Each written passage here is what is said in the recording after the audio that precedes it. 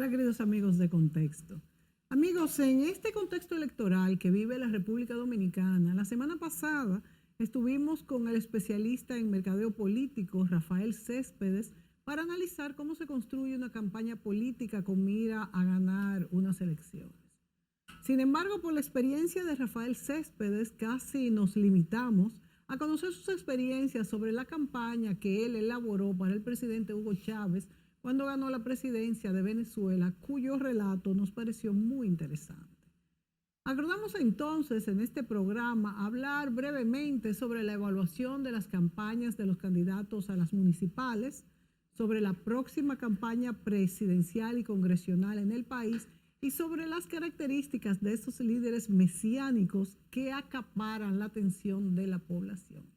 Para eso contamos con la presencia de Rafael Céspedes aquí de nuevo en el estudio, así que vamos a darle la bienvenida. Rafael, bienvenido.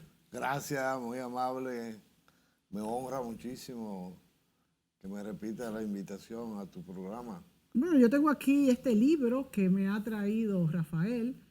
Este se llama Estrategia y Asesoría Política, mis experiencias, que fue parte de lo que hablamos en este programa pasado, Rafael.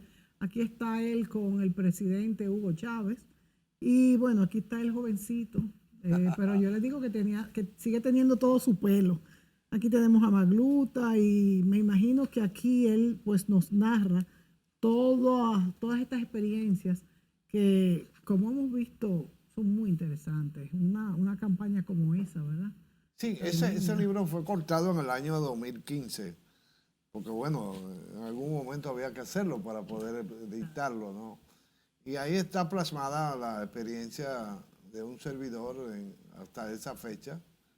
Ahí hay unas 29 campañas realizadas, afortunadamente en ese momento con 28 de ellas ganadas. Yo le temo mucho a lo anónimo. Y entonces he visto que hay mucha gente que hace mi trabajo que informa dónde han trabajado, pero no para quiénes han trabajado. Y yo acostumbro a decir dónde, cuándo, cómo y con quién, porque eso permitiría a cualquiera que quiera hacer alguna indagar sobre eso, pues buscarlo Evaluar es algo público. Con facilidad de descubrir si estamos mintiendo o no estamos mintiendo. Entonces, en Venezuela hay un trabajo realizado que no solamente fue el de Chávez. Trabajé para el papá de Chávez, trabajé para Irene Sáez. En fin, hay 20 tantas en ese momento. Todas Después de eso reseñadas hemos aquí. hecho otras tantas. Y Tanto aquí allá también has trabajado. Y aquí también. O sea que ahí no solamente está narrado desde el punto de vista de lo que hicimos, sino que quisimos ponerle un poquito de didáctica, si cabe el término. O sea que también es un poco educativo de cómo para que hacer veamos, por ejemplo, cuando trabajaba con X candidato, qué problemática encontré muy y qué interesante. solución le busqué y cuál fue el resultado. Ese tipo de Entonces cosas. es una lectura obligada para cualquiera que esté en política una de las o en buenas campañas. noticias que me han dado algunos lectores es que comenzarlo es difícil dejarlo. Y eso para mí es una gran noticia porque permite que el lector sea atrapado. Según hay gente que me ha llamado y me dice, ya antes de la noche no pude dormir porque no podía dejar de hacerlo. Entonces, yo pienso que para alguien que tenga complejo de escritor, como en mi caso lo intenté aquí, es un halago interesante. Claro que sí, claro que sí. Bueno, yo que he escuchado tus anécdotas, a mí me parecen sumamente interesantes. Entonces, Manuel, comencemos un poco hablando de esta campaña que pasó. En el programa pasado mencionamos que quizás es una campaña menos fogosa que otras. Sí. Claro que es una municipal. También se habla de la abstención. Yo atribuyo primero, también los ayuntamientos tienen pocos fondos económicos. Y eso influye en que la gente se incline menos a votar. Pero también la gente no conoce el alcance de lo que es lo que podrían hacer los ayuntamientos, un regidor, y no le da la importancia que amerita. Además que los regidores antes como llevaban el voto de arrastre, no salían a hacer campañas porque porque tú no podías votar por ellos. Entonces, eso también, hay poca tradición en nuestro país de votar por un regidor, es algo totalmente nuevo. Y siempre se ha visto en todos los países del mundo que las elecciones incluso las congresionales, son menos atrayentes que las presidenciales. Definitivamente lo Definitivamente. es. Y claro que eso le da unas ciertas características que aquí acabamos comprobar, de pasarla, de sufrirla, de comprobarla, de lamentarlo, todo eso junto para mí, porque la no participación del pueblo en la elección de sus autoridades, que lo van a regir por un tiempo determinado, en este caso 4 años, a mí me da mucha pena porque me habla de la falta de interés de parte de un pueblo, pero también me habla de la falta de motivación por parte de la sociedad política dominicana. O sea, yo pienso, y ayer escribía un artículo para alguien, para una institución con la cual trabajo, donde yo decía que lo titulé diciendo unas urnas llenas de silencio. Para mí eso es lo que hay ahí, unas urnas llenas de silencio. O sea, la gente votó sin votar, votó diciéndole a los partidos, a los líderes, tú no me interesas, yo no creo en ti, tú no supiste decirme, descubrir lo que yo necesito, no me lo dijiste. Tú no me dijiste a mí por qué tenía que ir a votar. No me motivaste lo suficiente.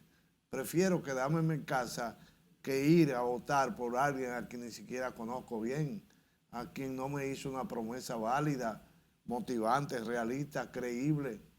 Eso pasó ahí también. Yo creo también, Rafael, que fue una decisión errada dividir las elecciones más con 2 meses de distancia. Todavía fuese como fue una vez a 2 años, o como es en Estados Unidos, tendría alguna validez. Pero es que no veo ningún motivo por la cual desvincular estas 2 elecciones a 2 meses de distancia, cuando sabemos que esto iba a provocar lo que provocó, además del gasto enorme que esto significa para nuestro país. Y paraliza también, ese fin de semana se paralizó la República Dominicana, sí, todo cerrado. El que tiene que viajar tiene que gastar doble, porque, señores, también, y la gente le gusta mucho quedarse en su casa descansando. Miren el mapa ahí como fue azul, dicen que fue liceíta, que fue azul casi en totalidad. También sabemos que el PLD venía de un proceso de desgaste tremendo, con muchas acusaciones de corrupción, que muchos dicen que es judicializar, pero señores, los casos de corrupción fueron expuestos claramente también,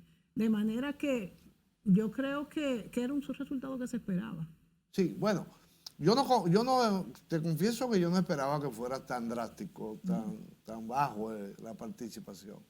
Yo esperaba que iba a ser sin grande, como lo comentamos en el programa que hicimos tú y yo la semana pasada, no se sentía ese entusiasmo, esa participación, esa fogosidad que tradicionalmente los dominicanos le ponemos a ese tipo de actividad. Y por un lado yo decía que bueno, porque eso al mismo tiempo evita una serie de confrontación, altercados y esa cosa. Pero que lamentable si eso llegara a lo que desgraciadamente llegó, a una tensión récord prácticamente. Según mi número, aunque yo veo en los medios de comunicación un manejo comunicacional de la tensión, tratando de llamar la atención a que no fue verdad que fue tanto, pero los números son números. Pitágoras no se equivocó cuando dijo que 2 y 2 eran 4. Entonces nosotros no podemos ahora decirle a Pitágoras que estaba equivocado. La verdad es que la tensión fue lamentablemente alta. Una pregunta, Rafael, tú que has vivido inmerso en este mundo de las elecciones, de la cantidad de gente que vota y demás. Decimos que, no que lo decimos, que es así, que el voto es un deber y un derecho para la democracia. En Europa, y en Europa sur y norte, en el norte es donde las democracias son más sólidas, creo que hay mucho abstencionismo. Bueno, Yo pienso que una de las razones por las que se está hablando ya de que debería ser a nivel universal, el voto debería ser obligatorio, Sí. yo no estoy convencido todavía de que sea así, porque eso puede llevar a, ¿qué es lo que buscamos? La participación de los votantes en este caso. Aquí hay unos 8 millones y pico de gente que está autorizada a votar y apenas vota un 3 millones. Estamos hablando de que un 65 no votó, no quiso, no pudo, porque claro, esa atención no es heterogénea, no está amalgamada por una sola razón. Entonces, hay gente que está presa, hay gente que está enferma, que está Que vive interna, lejos, que está que fuera del está país. fuera del país. O sea, las razones son múltiples. Ahora, la verdad es que el tradicional 28-30% que no acude a votar, ahora se más que duplica por no votar. El voto obligatorio va a traer como consecuencia que en vez de un 30%, a lo mejor un 10%, un 15% no vota. Y pudiéramos entonces tener la posibilidad de hacer una selección de autoridades políticas con obligación de más criterio en términos informativos y formativos. También hubo mucha desinformación en cuanto a cómo se votaban, por ejemplo, por los regidores. ¿Eh? Nadie sabía. Bueno, Yo no pero sé es qué que trabajo se hizo la Junta Central Electoral, que hizo una campaña que yo me pregunté a quién era que le estaba hablando, porque es una campaña, primero, muy localizada en medios específicos. O sea, los que leían periódicos podían enterarse. Los que oían radio apenas podían escuchar. O en televisión apenas se veía nada. Bueno, yo no vi Entonces, nada, no hubo nada ninguna... de nada. Y yo le preguntaba a la gente cuando los incentivaba a votar, ¿vas a votar? Pero ¿y cómo es? Pero, pero entonces que son 2 boletas, que hay tantas boletas en lo de regidores que nada más... ¿Y cómo que se...? No La gente no sabía. no hubo intrusión, no hubo capacitación. Yo no sé cómo no hubo más votos observados, porque es que la gente no sabía. Si tú te pones a analizar, en el año 98 fueron las primeras elecciones separadas del país, en el país.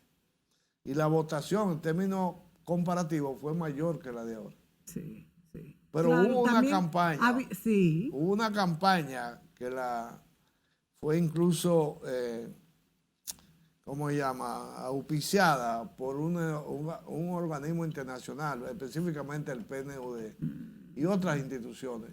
Y esa campaña logró llevar en la primera más gente que la que pudo haber ido ahora en términos comparativos, obviamente. Claro. Porque estábamos hablando de No éramos 98. Y bueno, ahora eso no pasó, ahora no hubo instrucción, no hubo capacitación. Antes se veía cómo votar, qué tenía que hacer, pero lo que yo veía sobre cómo hacerlo no tenía nada de motivación, ni era muy elitista, si se quiere, incluso.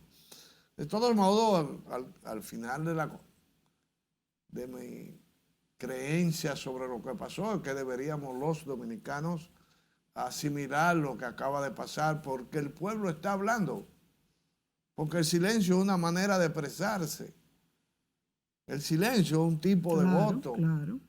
Si ustedes lo quieren ver de otra manera, es un problema. Eso que están haciendo ahora en los medios de quién fue que ganó, quién fue que perdió, que fulano de tal salió derrotado, que el otro barrió. Pero ¿cuál barrido?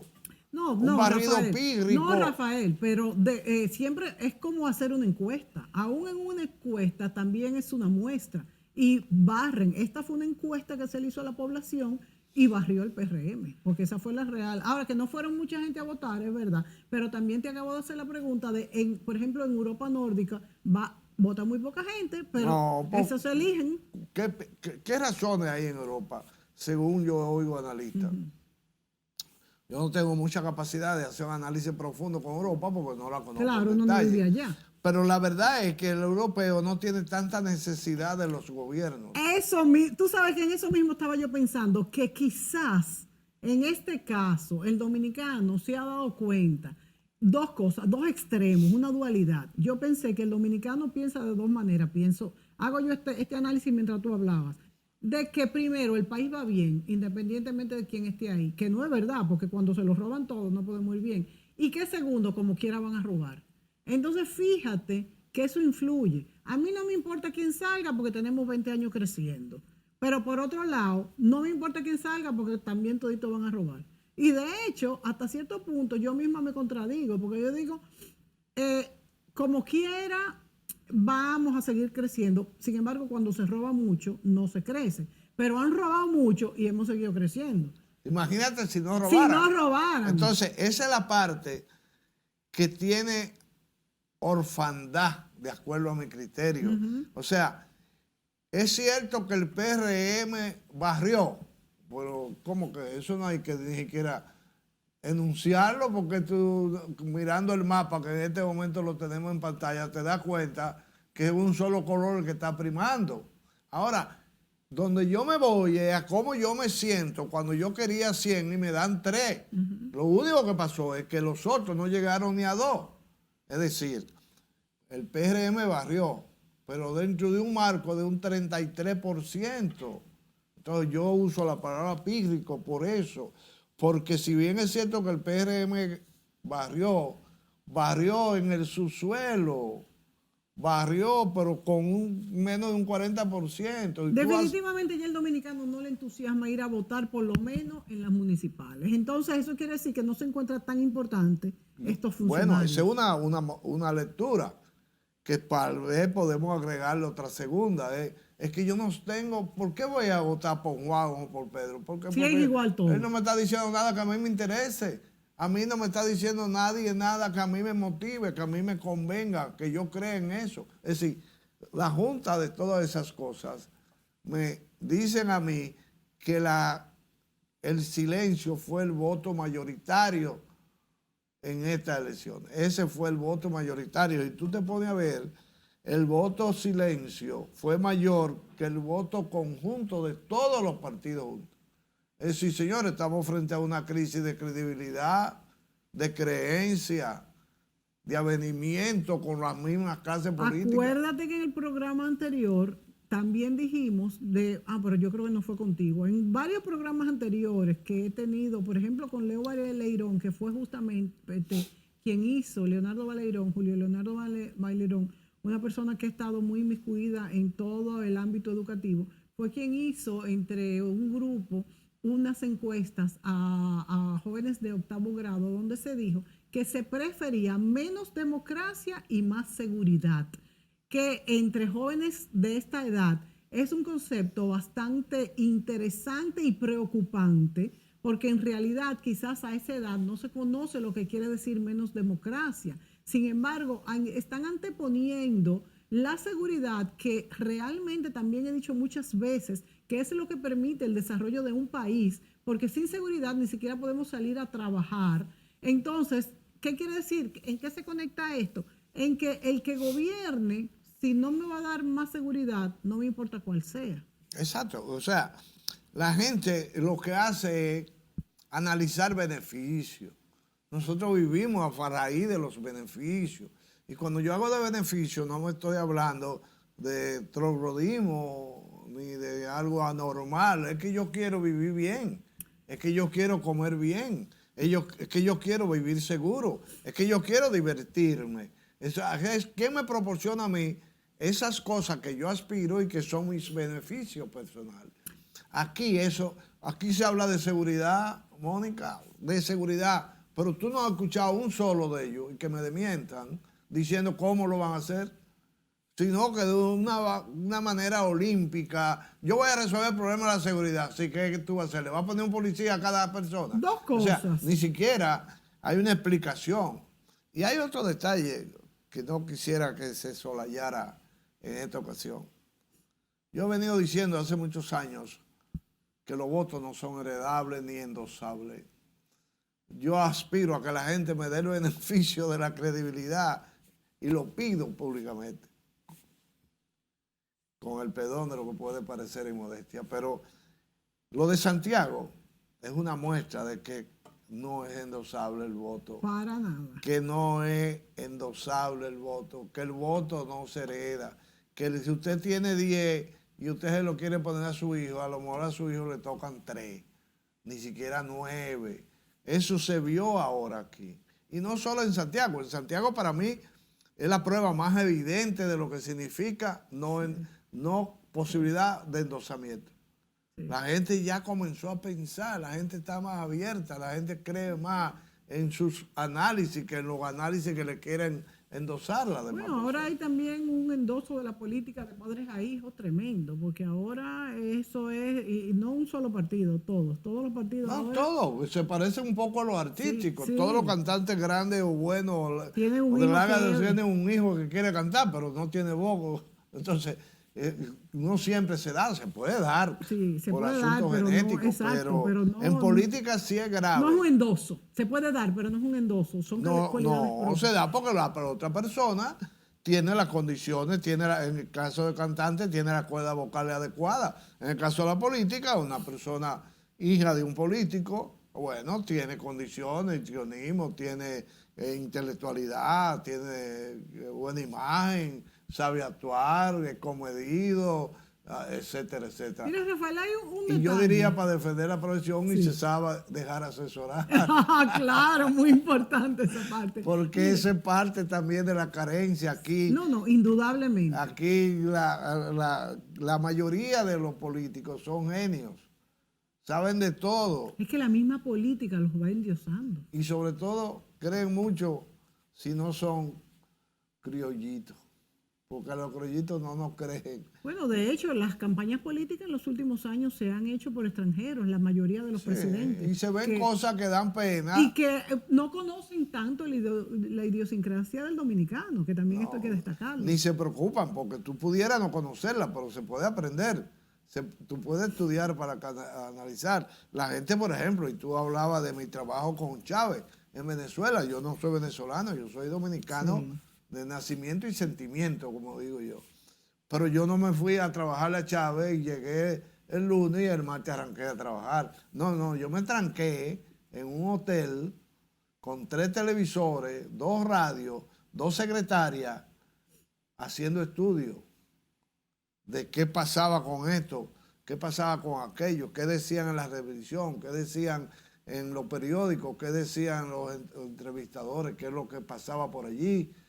Yo casi diario yo andaba 1 o 2 horas en taxi, haciendo que nada, escuchando. Escuchando lo que la gente habla. El metro lo conozco de arriba abajo por todos lados, porque a la hora que había que respirar con dificultad, a esa hora era que yo caminaba en el metro solo para escuchar. O sea, no fue de que aquí estoy yo soy un león y vamos a trabajar. No, hay que estudiar la sociología. Claro. La sociología es parte y los las aspiraciones de aquí la no, población. vienen del aeropuerto por una oficina y le dan para allá.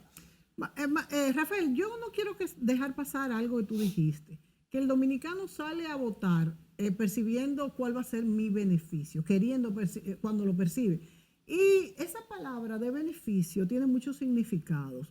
Cuando uno va a votar, lo que uno debería de percibir es el beneficio de la mayoría y cómo yo puedo aportar a que salga electo una persona que va a promover el desarrollo. Sin embargo, yo creo que los latinos no pensamos así, sino cómo me va a mí ayudar personalmente. Me va a dar una ayuda social, me va a dar un empleo, me va a dar una exoneración, ¿qué me va a dar a mí? Y es un error en el que caen todas las democracias. Y por eso hay muchos detractores de la democracia. ¿Por qué? Porque al votar todo el mundo, la mayoría de las personas de cualquier clase social no distinguen en cuál va a ser mi propio beneficio y el beneficio del país. Y entonces ahí vienen los líderes que lo que hacen es colocar dádivas que puede ser al pobre, puede ser al rico, puede ser al familiar, y cuestiones que no son, por ejemplo, yo siempre he estado en contra de lo que son las dádivas sociales, de poner un beneficio a una persona, a una familia que no la va a sacar de la pobreza. Porque las ayudas deberían de tener un principio y un fin, y el fin es cuando ya tú mismo puedas gestionarte este trabajo, este mismo dinero que te da el gobierno. Pero si es una dádiva continua, es simplemente una carga. Bueno, porque eso es parte de crear parásitos sociales. Exacto, para que voten políticamente a favor de determinada corriente política. pero ojo con mi expresión. Yo estoy convencido y trabajo con esa orientación de que la gente vota según cree que le beneficie por quién va a votar. Claro. Pero no necesariamente desde el punto de vista personal. Pues yo sí creo que, yo agrego o sea, que sí creo yo que desde el creo que punto si de yo vista voto personal. por Mónica va a manejar con calidad el museo. Ah, No, bueno, no, Manuel, no es como así. yo soy un admirador del museo, Sí, tengo sí. un hijo que está por aquí, o una hija, o lo que sea. Pero no hay esa conciencia. No la hay, No pero la hay. a mí lo que me está diciendo el resultado del domingo es que pudiéramos estar caminando hacia allá. Hacia esa conciencia. Sí, ¿por qué? Porque fue colectiva la decisión, sin que fuera necesariamente unificada en términos Yo de creo todo lo comunicación. contrario, es que no te importa. Yo no creo que sea un voto de castigo. Si fuese un voto de castigo, fueran y lo echaran en blanco. No. Es simplemente... No necesariamente de castigo tampoco, sino de no creo en ti. Lo que Yo tú me creo estás que diciendo a mí no me convence. yo por lo menos. particularmente pienso que el que piensa así, vaya y échelo en blanco, porque entonces es un voto de rebeldía. Pero si usted no va, la lectura, no hay lectura. Pero recuérdate de otro detalle. La abstención no es unificada en términos de criterio y razón. Ahí hay gente que no votaron porque no estaban motivados. Ahí hay gente que no votaron porque no sentían anexión a ningún candidato. Hay gente que votaron porque estaban internos. Hay gente que votaron porque tenían impedimentos físicos. Otros porque tenían impedimentos legales o de transportación o de materiales para poder ejercer. O sea, esa amalgama, lo que tienen que hacer esos políticos ahora, y yo comencé el domingo en la noche a hacerlo, es analizar de dónde, cómo está compuesto ese tumor que hay, cómo está compuesto, de qué cosas se compone, en qué proporciones, desde el punto de vista de la sociología, dónde fue que hubo más atención, desde el punto de vista de clase. Fíjate, Manuel, que históricamente, y no se escapa este gobierno de Abinader, las personas que han hecho campaña o han votado por un partido se han quejado porque no le han dado un empleo. ¿Qué te quiere decir eso? Que lo que buscan mayormente es una relación directa. Ahora, también hay algunos empresarios que quieren, o mini empresarios, o emprendedores, o un X, que lo que busca es un ambiente más de trabajo más apropiado, pero son los menos, porque la gente lo que le gusta son las dadas. ¿Qué hace el nivel de conciencia cuando pasa esto? Que eso comienza a crecer. A eso me refería yo en la primera parte. O sea, es lamentable que eso pasara, pero ojo, porque dentro de esa lamentación yo siento un orgullito de que nuestro país está comenzando a despertar y que ya no vota porque me lo dijeron, ya no vota porque el primo mío está ahí, ya no vota porque me están dando una tarjeta de 1,000 pesos, no.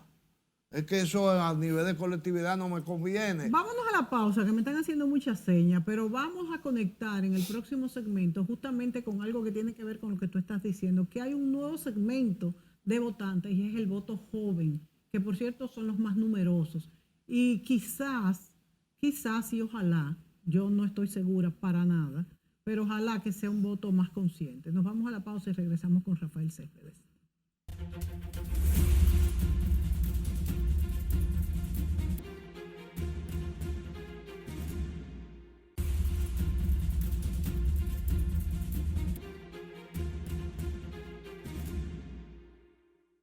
¿Cómo se gana una campaña política, unas elecciones de mercadeo político? Y ponemos el ejemplo de estas últimas recientes pasadas elecciones municipales y el abstencionismo. Yo le decía a Rafael Céspedes que hay un gran porcentaje de este grupo de votantes que son jóvenes. Y quizás hay una nueva forma de pensar, pensando menos en el beneficio propio y más en el beneficio colectivo. Sin embargo, también hay mucho más que antes candidatos jóvenes. He visto en estas elecciones pasadas candidatos muy jóvenes y muchos con buen discurso, otros con un discurso totalmente hueco, que la verdad es ni experiencia. O sea, hubo de todo. Ahora bien, quisiera hablar en este segmento, Rafael, de que hubo mucha campaña de una pose, de lo bonito.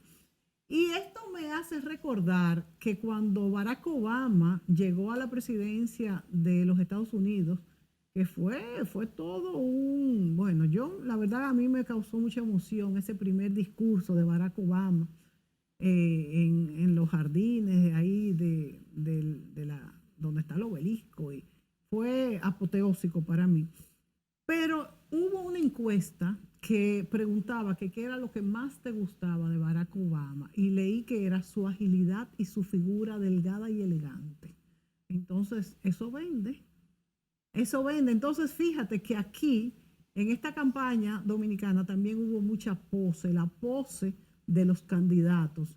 Parece que tiene un resultado impactante en los electores, más allá de su plan de gobierno, que en realidad es lo que importa. Sí, yo defino la publicidad política como expresiones que son efectivas y logran resultados, que no tiene por qué ser bella, pero que si es bella, mucho mejor. Porque la belleza atrae. Es decir, la belleza de cualquier género atrae. Nosotros planteamos, yo tuve una mujer bella y tú la miras. El pecado está en qué hacemos con lo que mira. Ahí donde está la cosa, pero reconocer a una mujer bonita no tiene nada de pecaminoso. Igualmente de un hombre, yo reconozco que hay hombres que son bonitos, que son buenos, que son bellos en el sentido práctico de la palabra, pero hasta ahí la cosa, ¿no? Entonces, donde yo critico algunas de esas cosas es que se quedan solo en lo bello, que manejan figuras, por ejemplo, los pósters que de Carolina, para ser específico, oye, más bonito era imposible. Yo creo que no se podía lograr más cosas más bellas que ella. Ahora, desde el punto de vista conceptual, comunicacional, eso a mí, perdón, no me decía nada. Ahí había una jerga dirigida casi con exclusividad a la juventud. Y frente a alguna pregunta que me llegaron a hacer, ¿por qué creo que lo hace? Yo digo, yo creo que ella lo que está haciendo es preservándose. Ella está sobrada. Tiene la ganancia de causa hecha, sí, y la tiene mira, es una foto que todavía hay una que es mucho mejor que esa. Sí, la del corazón. Porque ahí ahí hay un poquito de sombra. El está juego buena, de luces y sombra no creo que sea efectivo, sobre todo por la comensura de los labios, de la cara. Sí. Pero bueno, el tema es que yo lo que pensaba, que ella lo que estaba diciendo es, yo soy esto. ¿Yo soy? Yo soy lo que estoy haciendo. Sí, exacto. Pero además porque yo te amo como ciudad. Eso. Pero no me pregunte más. Y sí, ella, ¿a cuál programa fue? A ninguno que yo sepa. No, porque estaba evitando que le preguntaran. Estaba evitando responder. Y eso era malo. Porque ya estaba ganada. Estaba sobrada. El otro al revés, intentó hacer cosas, pero tampoco la comunicación de él era buena, y lo llegué a decir. Es decir, una amalgama de colores ahí que no sé qué es lo que me quería decir con eso. Unas personas que decían mi alcalde, pero presentaban una sombra como imagen, no rostro. Entonces no tenían seguridad, no tenían confianza. Y la gente que no maneja la comunicación política no sabe que lo que tú estás diciendo no es lo que necesariamente quiere decir. La juventud, bueno, esa es también parte de mi aspiración, que la juventud comience a saber que no importa lo que te ofrezcan, tiene que tener base lo que te ofrezcan. No elija por apellido, no elija ni siquiera por la comunicación, que nosotros lo que trabajamos esto a veces usamos destornilladores para apretarla, ¿no? Pero tiene que haber un poquito más que la simple lectura, el análisis. Me están ofertando esto, pero ¿es posible? ¿Es creíble? Por eso te decía que la democracia es peligrosa. A mí me va a beneficiar en términos general, pero a mi país cómo me cae. Y yo vivo aquí. Yo he dicho, a veces me preguntan, ¿por qué tú no trabajas para algunos candidatos presidenciales? Porque yo no trabajo solo para un cliente en ese caso. Porque cuando yo nació un dominicano, no un estratega. El estratega nació después. Por lo tanto, yo no voy a trabajar para Mónica si yo no creo en Mónica. Porque yo voy a ayudar a Claro, va a ser desbaratar mi difícil, país. no, y va a ser difícil Porque hacerlo. tú me vas a pagar 8 pesos. No. En este caso, yo exijo algunas condiciones que tienen que ver no con lo económico. Lo económico va, porque yo vivo de mi trabajo. Pero no es lo primero. Lo primero es otra cosa. Es que a mí me diga, vale la pena. Si no vale la pena, no le trabajo. Y de hecho, aquí hay gente que no voy a decir nombre, obviamente. Algunos hasta me lo han preguntado por televisión. Le he dicho, yo para fulano de tal no trabajo. No importa lo que pague. No, por eso no tiene que ver con eso. Es que nosotros tenemos que aportarle al país. Y una manera es que los profesionales, independientemente del área, deberían tener por lo menos un gajo de aporte a tu área. Porque si tú beneficias tu área, yo el mío, el camarógrafo el de él, el director el de él, bueno, estamos creando un canal de mayor calidad y por lo tanto nos beneficiará a todos de manera colectiva. La juventud es la esperanza de que eso que pasó el domingo, que quiero insistir en eso, sea un antes y un después. Vamos a ver qué va a pasar ahora en mayo, en las presidenciales, a ver cómo sube este número de personas que vayan a votar. Yo estoy segura que va a subir. Y yo estoy segura que esto es efecto de que son unas alcaldías municipales. Es que la gente no quiere ir a votar por lo municipal. Es que la gente no está consciente de la importancia del gobierno municipal y del poder que pudieran tener, que en realidad también eso es otra. ¿Qué tanto poder tienen los municipales si ni siquiera tienen los presupuestos? El 10% de los presupuestos que se supone que tiene que tener un gobierno municipal no se lo dan. No lo tiene. Entonces, y eso es lo que pasa. eso es eso cierto, no va a variar gran cosa. Eso es cierto, pero debemos caminar para que eso cambie. Es donde está la cosa. Claro. Y reiteramos. Ese número del 60 y tanto % de no votantes no es homogéneo. Hay muchas razones. Una de ellas, apatía. Sí. Apatía. Pero no necesariamente la mayoría. Yo creo que sí. Porque si quisieran dar, vuelvo y repito, un voto de castigo, fueran a votar y lo votaran en blanco, que es el verdadero voto de castigo.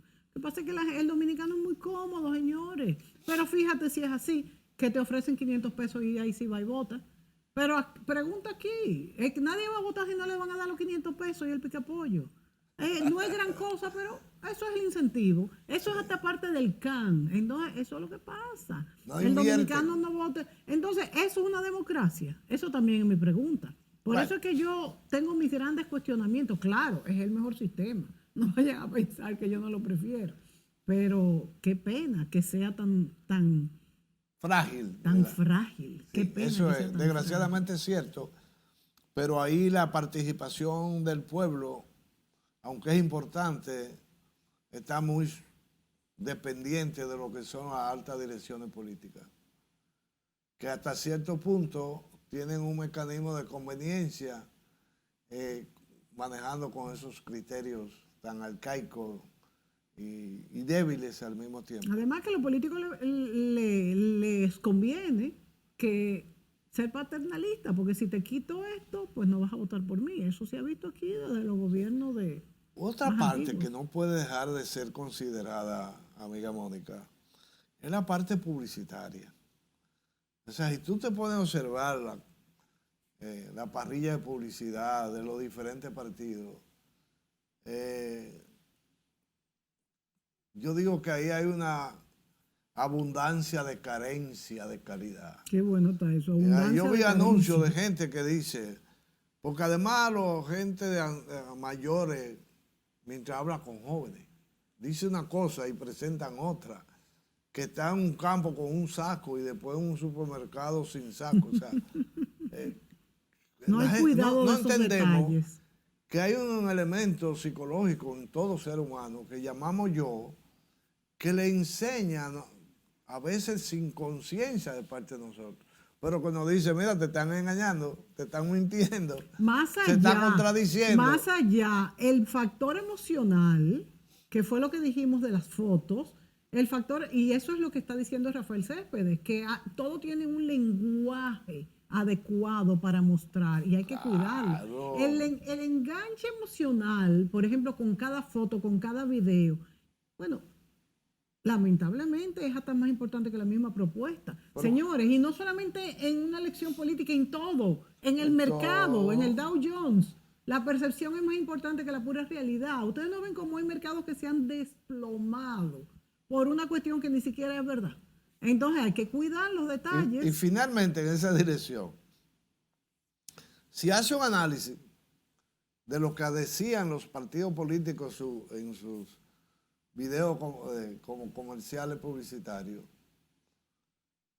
el 98% promovía al candidato presidencial, no al alcalde. El alcalde era un subjetivo, o sea, un sub. Pero lo primario era lo que no iba adelante ahora. Ellos en vez de promover un 80% al candidato alcalde y un 20% al presidencial, por ejemplo, todos sin excepción, lo hicieron a la inversa. Y eso es lo que te habla de un régimen totalmente. Bueno, pero si las presidenciales son en personalista. mayo, porque yo tengo que ir a votar ahora. O sea, porque no entienden, Claro. digo yo, perdónenme. Ese es el mensaje que te da atrás. Que eso es un mensaje inadecuado para el momento. Eso es lo que se llama publicidad inoportuna. Eso no cabía. Tú vas a promover la pelota dominicana. ¿Cuándo? Hoy. No, eso en octubre. Sí, no hay conciencia de los tiempos. No hay una división estratégica de la época. ¿Qué debo comunicar ahora? ¿Qué mañana? ¿Qué en la tarde? O sea, en esos jueguitos comunicacionales que a veces se confunden. Y por eso mucho. es tan importante la estratega. Y las campañas tienen etapas que hay que cumplirlas. Vámonos a la pausa y volvemos con nuestro último segmento.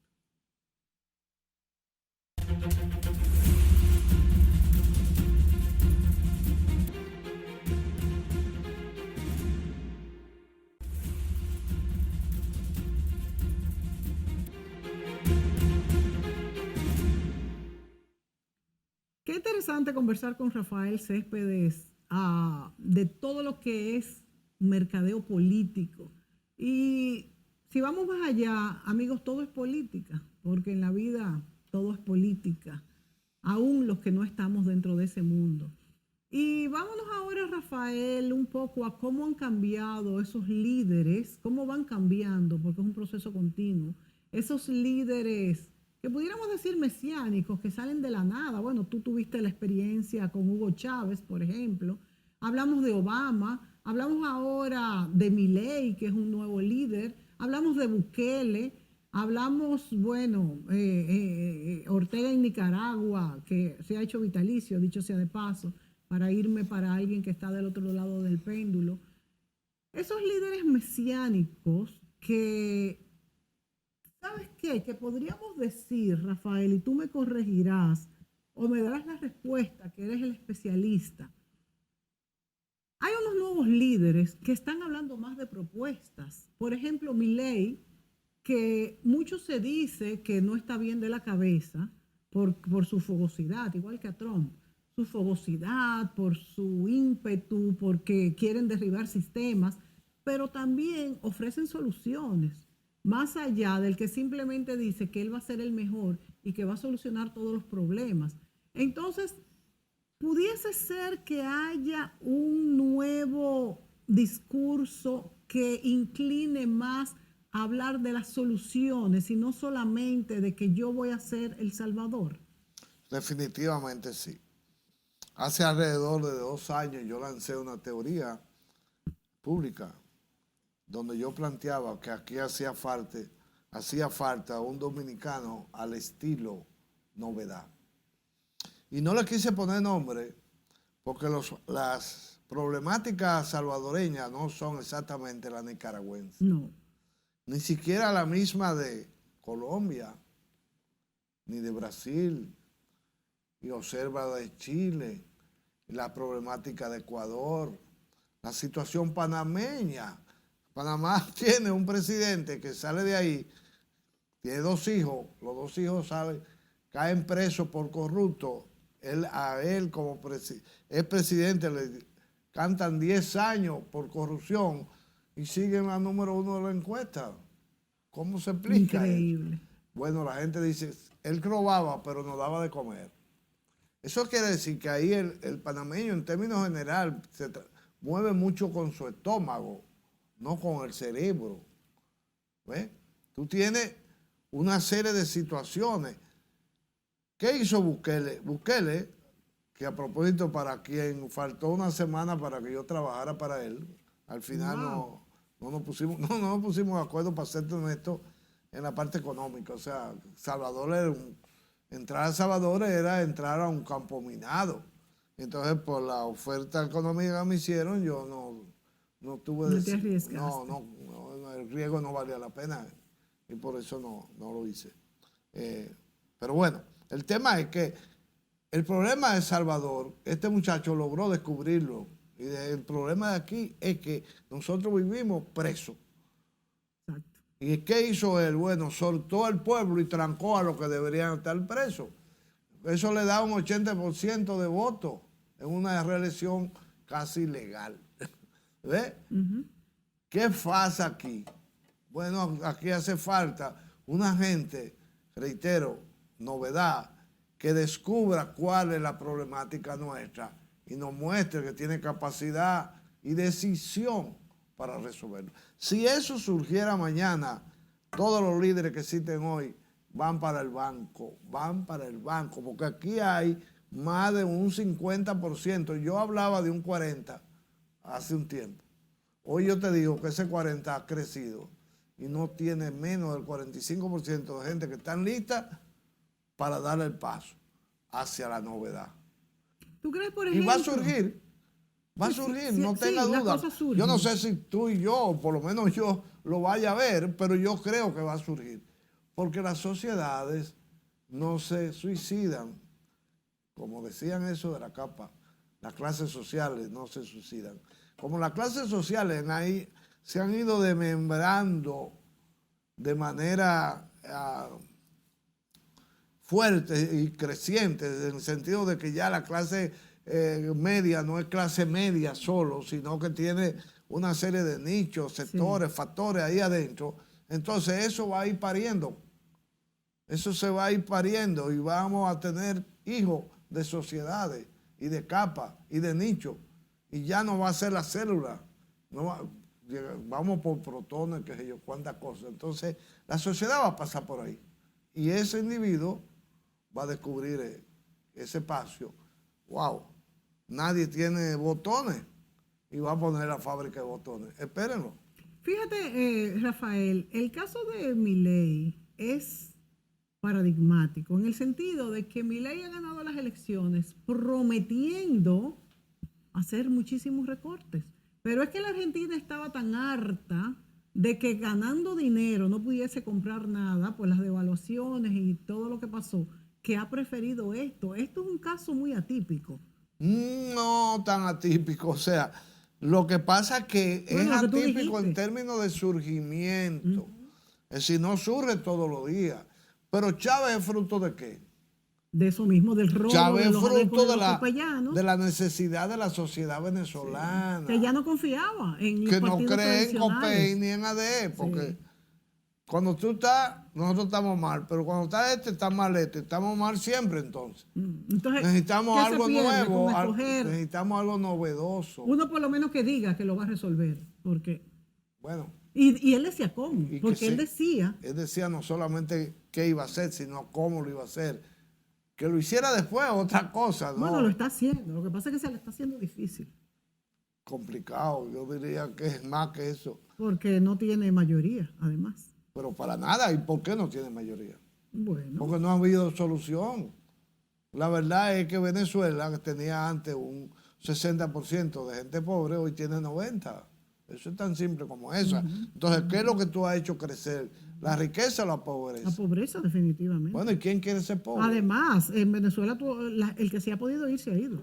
Óyeme, quiero que alguien me levante la mano, dígame cuál de ustedes quiere ser pobre y no te va a encontrar con una mano arriba. Fíjate que en China, nadie por va a aplaudir ejemplo, eso. En China, después que salió Mao Zedong y llegó Deng Xiaoping, que dijo que todo el mundo tenía derecho a producir y que las riquezas no eran malas, ahí comenzó China a echar para adelante.